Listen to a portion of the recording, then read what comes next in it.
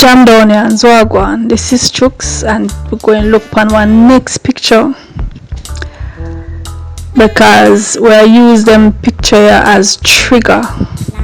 You know, when you look on something, it trigger you and it take you back to another time where maybe you used to do that something there, or you remember somebody who used to do that something there.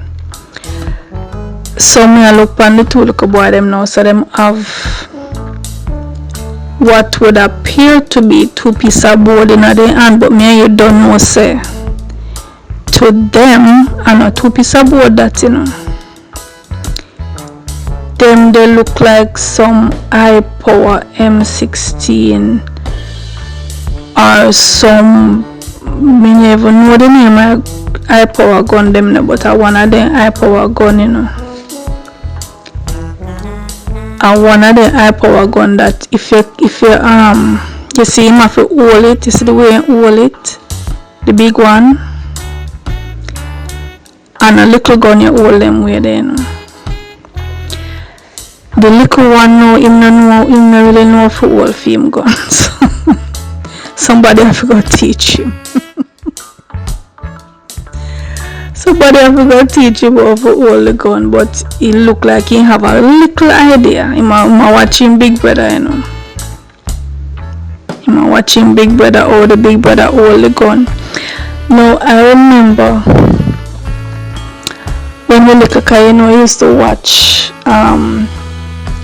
Western, and I used to watch, we used to call them Cowboy and Indian show.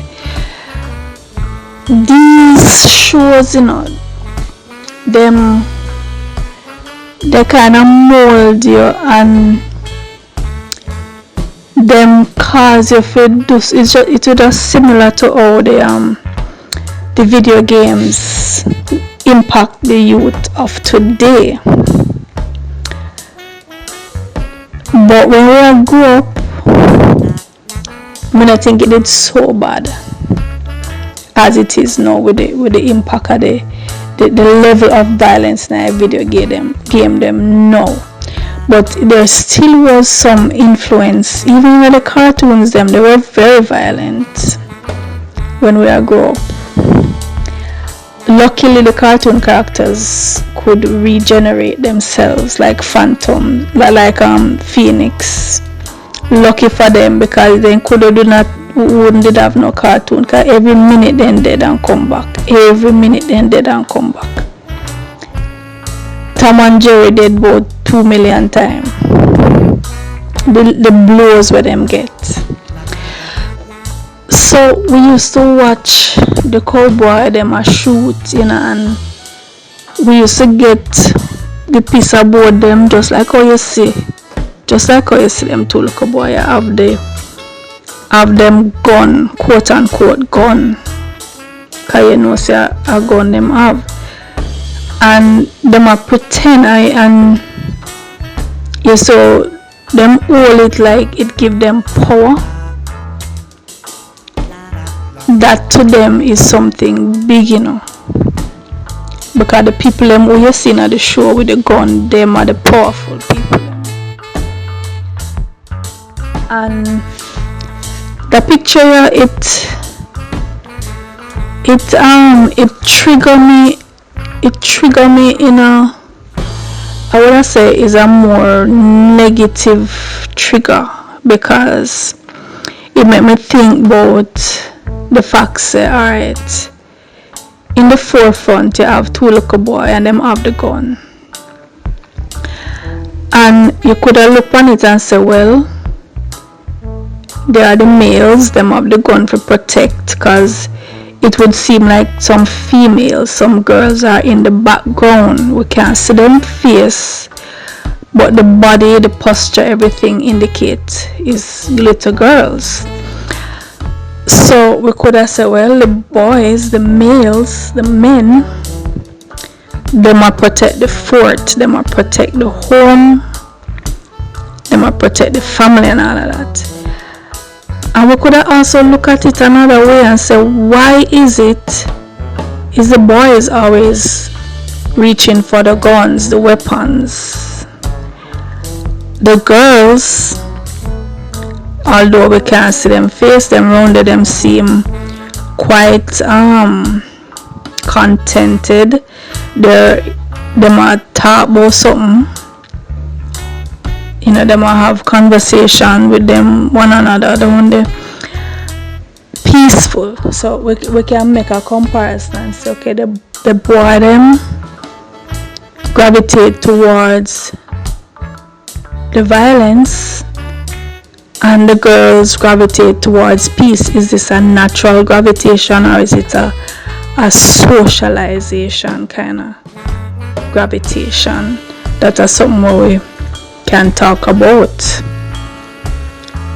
So on the one hand, you can say it's protection.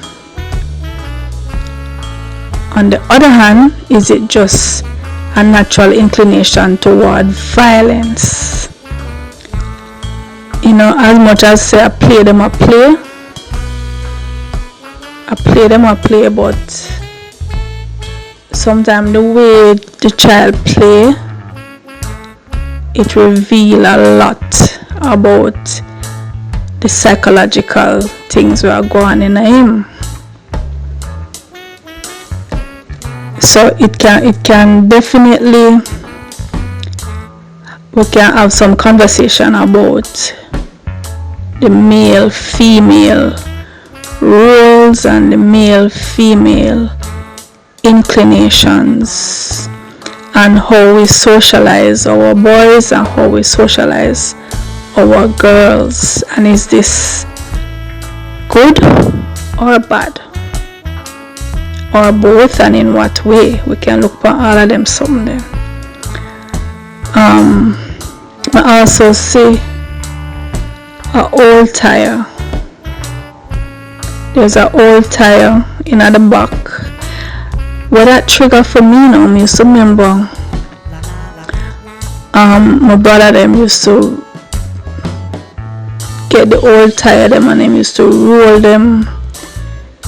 Especially them used to get a piece of stick and use the stick and propel the tire, you know, because we live down in a one valley, you know, so you can imagine the tire roll down the valley and them will run behind it and with the sticker up give the tire a little push every now and again.